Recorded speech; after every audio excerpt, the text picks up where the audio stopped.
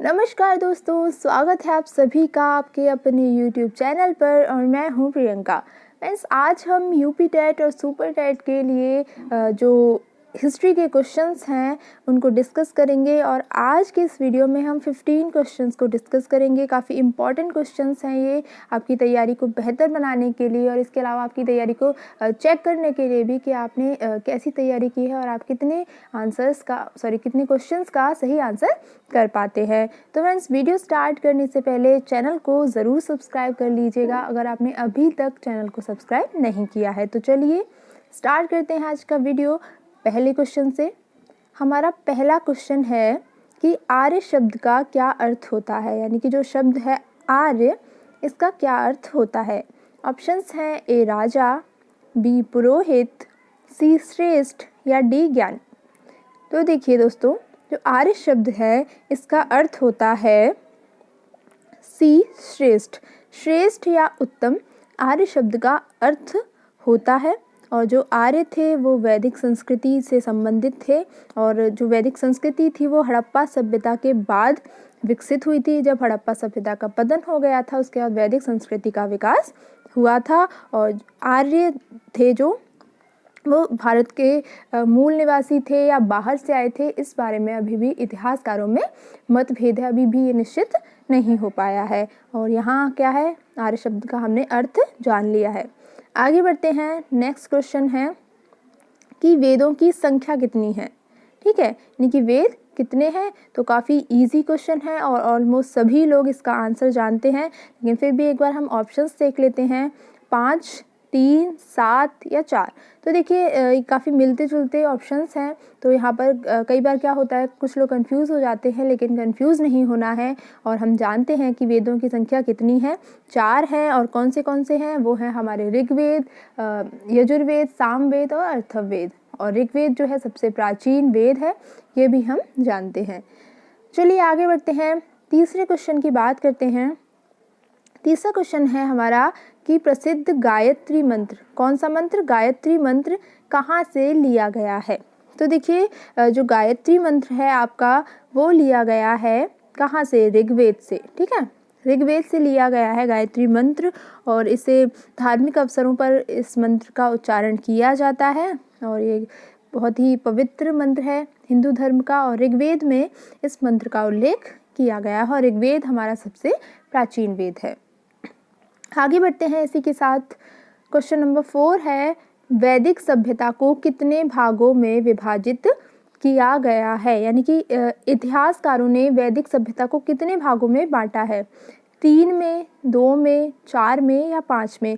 तो देखिए दोस्तों, वैदिक सभ्यता को जो बांटा है इतिहासकारों ने वो 2 भागों में बांटा है। कितने भागों में, 2 भागों में। और वो कौन से हैं, तो देखिए पहला है ऋग्वैदिक काल और दूसरा है उत्तर वैदिक काल।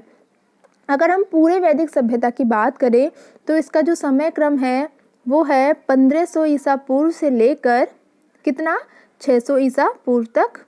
और जो 2 भागों में बांटा है ऋग्वैदिक में, तो ऋग्वैदिक का जो समय क्रम है वो है 1500 से 1000 ईसा पूर्व तक और उत्तर वैदिक का है 1000 से लेकर 600 ईसा पूर्व तक। और टोटल वैदिक सभ्यता होगी हमारी 1500 से लेकर 600 ईसा पूर्व तक।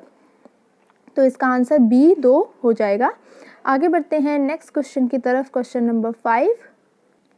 क्वेश्चन नंबर 5 है हमारा कि संगीत के 7 स्वरों का वर्णन किस वेद में किया गया है, यानी कि संगीत से संबंधित जो वेद है वो कौन सा है, सामवेद, यजुर्वेद, अथर्ववेद या ऋग्वेद। तो देखिए जो संगीत के 7 स्वर हैं स, रे, ग, म, प, ध, नि, इन सभी का जो वर्णन है वो है आपका किस में, सामवेद में। ठीक है, संगीत का जो वर्णन है वो सामवेद में किया गया है।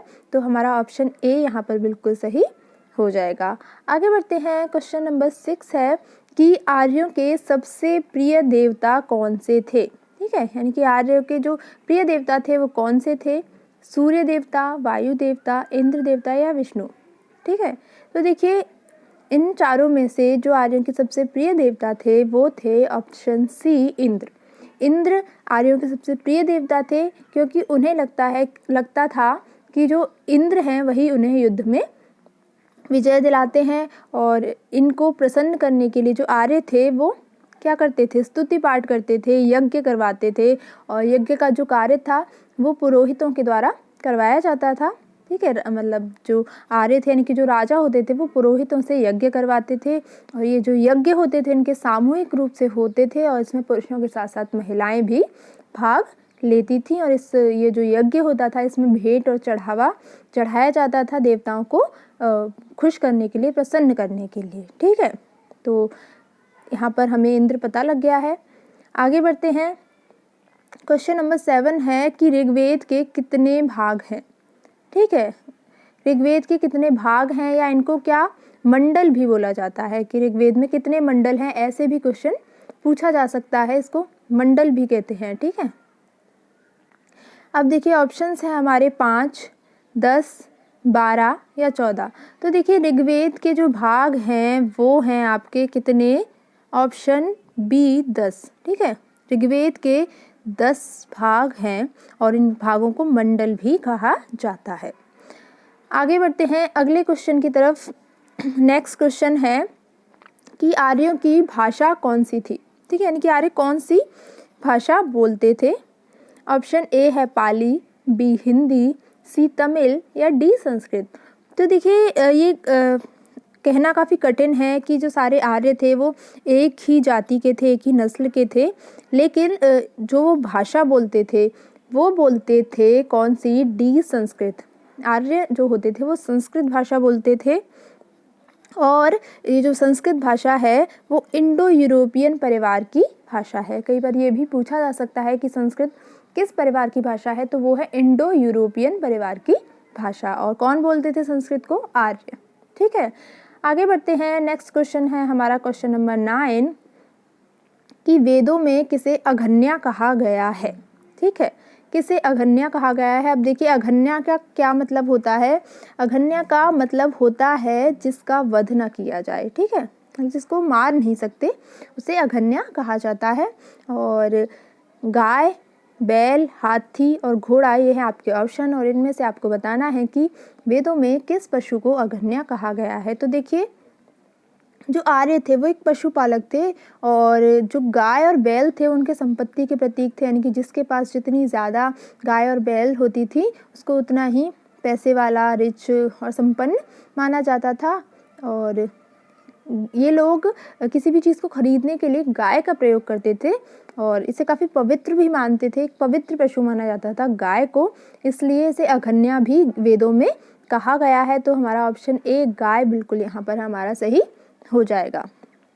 नेक्स्ट क्वेश्चन है क्वेश्चन नंबर 10 कि लोहे की खोज किस काल में हुई थी। ऑप्शंस हैं ए ऋग्वैदिक काल में, बी उत्तर वैदिक काल में, सी हड़प्पा काल में या डी पुरापाषाण काल में। तो देखिए दोस्तों काफ़ी इंपॉर्टेंट क्वेश्चन है, कंफ्यूज करने वाला भी है, क्योंकि कई बार हम कंफ्यूज हो जाते हैं कि कब पत्थर का हुआ था, कब तांबे का हुआ था, इस तरीके से। तो देखिए अगर हम ऑप्शंस को देखें तो पुरापाषाण काल में जो सबसे पुराना काल है इसमें तो लोहे की खोज हुई नहीं थी, क्योंकि इस समय पत्थर के हथियार ही चलते थे, पत्थर के औजार ही बनाए जाते थे। अगर हम बात करें हड़प्पा काल की तो इस समय देखिए लोहे के हथियार नहीं चलते थे। इस समय पत्थर के प्लस तांबे के, ठीक है, तांबे के और पत्थर के औजार और हथियारों का प्रयोग ये लोग करते थे, इसीलिए हड़प्पा का जो है इसे ताम्रपाषाणिक युग भी कह देते हैं कई बार। अब दो ऑप्शन बचते हैं हमारे, ऋग्वैदिक काल या उत्तर वैदिक काल। तो ये ही काफ़ी कंफ्यूज करने वाले हैं। तो देखिए ऋग्वैदिक काल हमारा पहले आता है और बाद में आता है हमारा उत्तर वैदिक काल, और लोहे की जो खोज हुई है वो काफ़ी बाद में हुई है, इसीलिए हमारा जो सही आंसर होगा वो होगा बी उत्तर वैदिक काल। उत्तर वैदिक काल में ही लोहे की खोज हुई थी। आगे बढ़ते हैं। नेक्स्ट क्वेश्चन है क्वेश्चन नंबर 11 कि उपनिषदों की संख्या कितनी है।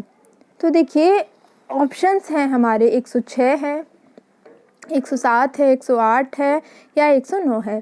तो देखिए उपनिषदों की जो संख्या है वो है हमारी कितनी, 108। सी ऑप्शन बिल्कुल सही है। और उपनिषदों को एक और नाम से जाना जाता है और वो है क्या, हमारा वेदांत।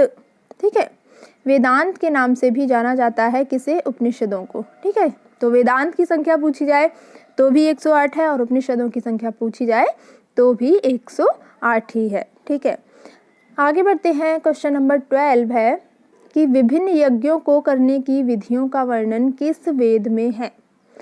यज्ञ करने से संबंधित जो वर्णन है वो किस वेद में है? यजुर्वेद में है, ऋग्वेद में है, सामवेद में है या अथर्ववेद में है? तो देखिए यज्ञों को करने की जो विधियां हैं वो आपकी वर्णित हैं यजुर्वेद में। ठीक है, यजुर्वेद में आपकी यज्ञों को करने से संबंधित सारा वर्णन दिया हुआ है। और सामवेद तो हम जानते ही हैं, संगीत से संबंधित है। और अथर्ववेद में जादू, टोने, तंत्र मंत्र इन सब के बारे में है। और ऋग्वेद में जो प्रार्थनाएं हैं, स्तुतियां हैं देवताओं को प्रसन्न करने के लिए, उनका वर्णन किया गया है। आगे बढ़ते हैं। भारत का आदर्श वाक्य सत्यमेव जयते। ठीक है, एक तो आपका क्वेश्चन ये यहाँ पर बन जाता है कि भारत का आदर्श वाक्य क्या है, तो वो है आपका सत्यमेव जयते। अब ये कहाँ से लिया गया है, ये प्रश्न उठता है।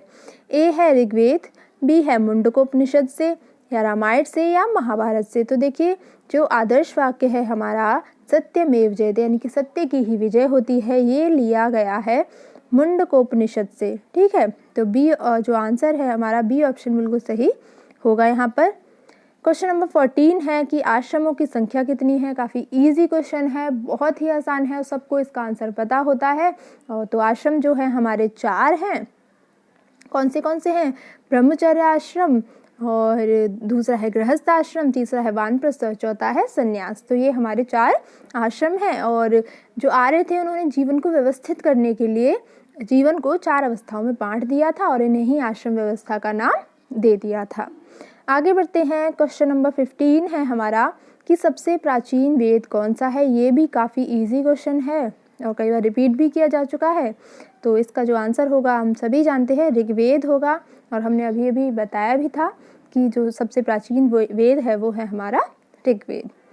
तो फ्रेंड्स ये थे आज के 15 क्वेश्चन, और आई होप आपको अच्छे से क्वेश्चन समझ में आए होंगे और अपनी तैयारी को भी देखने का अवसर मिला होगा। और वीडियो पसंद आई हो तो लाइक और शेयर करना ना भूलें, और जुड़े रहें हमारे साथ ऐसे ही। तो फ्रेंड्स आज के वीडियो में इतना ही, मिलेंगे एक नई वीडियो में एक नए टॉपिक के साथ। तब तक के लिए thank you so much and good bye.